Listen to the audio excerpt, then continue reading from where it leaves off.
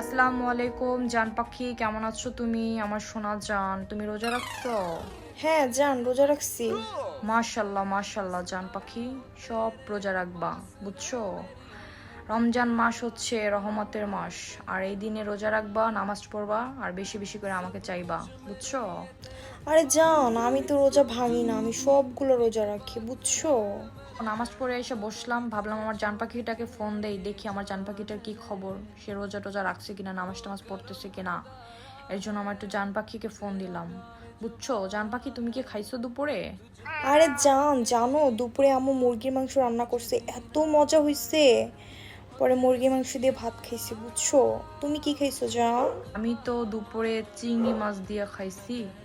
চিংড়ি মাছটা অনেক মজার ছিল, তো চিংড়ি মাছ দিয়ে খাইছি। এখন আমার পেট ভর্তি, বুঝছো?